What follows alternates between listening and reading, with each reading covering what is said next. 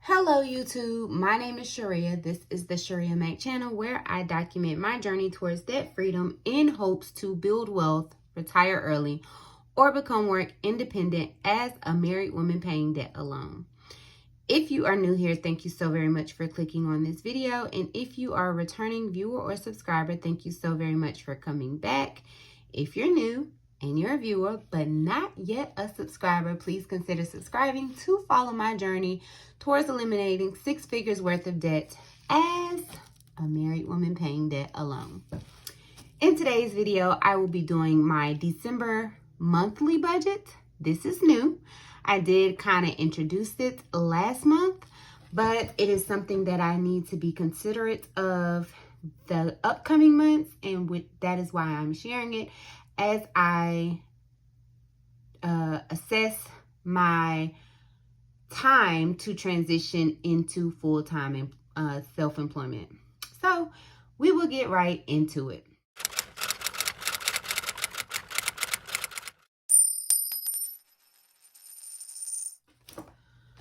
All right, so as you can see here, I have a monthly savings goal of $350. These are not accurate totals in what my savings is. You will get an accurate total when I do my paycheck one budget, but I do save roughly $350 into my personal, easily accessible accounts. As for my income, I do earn a set amount of $3,928.88. It totals out to be $1,964.44 every other week. That's not including the mileage that I am reimbursed, but there is never a set amount. Usually it averages about $128 if I go to work every day, which has not been the case the past couple of months due to the virus. As for my debt, the only debt I do currently have is my student loan debt, and the minimum payment is $300, and $300 is usually what goes here. I'll make sure I write this in. So if nothing else, if I'm never able to contribute anything extra, I do still pay the $300, although we are still in the forbearance, just because I want to continue. I want to build that habit. So as for my monthly fixed expenses, I have our primary residence. This has actually gone up about $112. So it's like $1,122, I think. And that starts January. That's why it's not included in December's budget. Then my investment property is $410. Netflix is $19.20. Planet Fitness is $10, and that is getting ready to be eliminated. I don't really have time to go to the gym. I was hoping that it would be something I would start back doing at 4 and 5 o'clock in the morning. But I'm just so tired and I don't really like the cold weather. And so getting up and going out at 5 o'clock in the morning plus cold 5 o'clock in the morning air is just not going to work for me. I am looking on the marketplace to buy some reduced home working out equipment. So the $10 for the gym will probably go away. Sprint is $145.23, and that is my 2 teenage children's cell phone plan. My cell phone plan is $84.80. Life insurance is $1,133.26. Amazon is $13.87. A couple of videos back, I said how I wanted to cancel it, but then when I went up there, they showed me some really good movies that I thought I would, and that's why I kept it, because me and my son do enjoy sitting down and watching movies. Well, we haven't sat down and watched any of them, so I might be eliminating that as well come January, because I do plan on ordering some Christmas gifts from Amazon, and I would love to get them in 2 days or less. They alone is $300. And then Apple storage is for my Apple devices and my son's. So that brings my fixed expenses to a monthly total of $2,126.36. And hopefully about $25 will be eliminated. This line used to be the Best Buy line, and that is gone. Variable expenses, I never have any set variable expenses. I guess that would make them fixed expenses, and I can't anticipate any for December. I do already have a Christmas budget that, you know, there's actually this sinking fund. When it was emptied into my account, it was $1,260. And I plan on adding about another $400 to that for the month of December to pay for all Christmas. So, to my cash envelopes, and so we have groceries. This is my contribution of $200. My husband does the other $200. We do about $125-ish a week, but usually $200 is sufficient, or $100 per week. Gas is about $200. It's about $50 per week. I give myself $200 to spend. I'm not really spending $200, and it can be reduced. I am spending a whole lot more money on eating out simply because I am working, and I'm working in my private practice in the evening. And so the only meal I'm really able to prepare are Sunday meals, or a Sunday's meal, and breakfast. So I'm eating a lot more lunch. I'm eating out a lot more for lunch and buying my kids fast food for dinner, which really makes me upset. But anyway, offering is $55 per pay period, so $110 per month. I only pay my youngest son commissions, and that's $10 at the end of the month. Beauty is really my nails, and my nails are really only costing, to get my nails and my eyebrows done every 2 weeks, but usually I do like every 3 weeks, and then after the third week, it's like, oh, I get paid next week, so I get it done then. But it's usually about $45, so I'm not even really spending the $75, but I do like to keep $75 in case I need like new skincare products or something like that. Dining, really, it should be money back in this envelope because I'm using a lot of my spend money to buy fast food. And then home essentials, I usually spend about $50, but every now and again, when I can catch a good Ibolta rebate, I will buy as many as I can with Ibolta. So that's things like Fabuloso, paper towels, tissue, dish detergent, washing powder, and stuff like that. But anyway, the cash envelopes for the month should total $795. And then sinking funds, vacation gets $100 per month. Car maintenance gets $50 per month.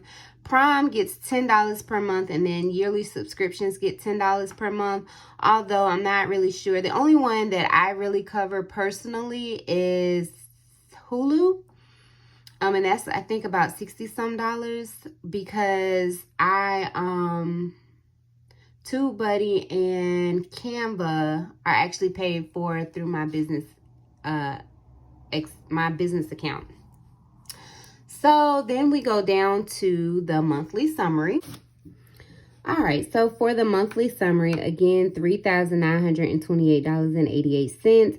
That's not including the mileage that I get reimbursed I get reimbursed in the first pay period of the month because, I only get reimbursed mileage once, but it's for the entire month. And like I said, it usually averages about $100. So maybe an extra $100 there. Savings, $350. Expenses, $2,126.36. Sinking funds, $170. Cash envelope, $795. That leaves a balance of $458. And the goal is to have an additional $400 go towards debt and an additional $50 go towards savings.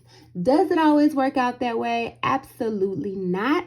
But usually I am able to contribute a good amount. If you do follow my Transfer Tuesdays or my debt updates, you do see that the combination of extra income or leftover income from my budgets, as well as whatever I pay myself from my business usually goes towards debt and or my freedom fund. So I think I'm managing very well. It is good to see these numbers again, because I need to have a realistic expectation of how much I need to be making when I do transition into full-time self-employment. And so this was very helpful. Right now I'm thinking if I make about $4,000, well, actually, I feel like a good number for me is $6,000, because because I do bring home about $4,000 from my W-2 job now. I would need an additional $2,000 to kind of take care of all of those expenses that my employer takes care of. So like the taxes, the health insurance, savings, 401k contributions, all of that.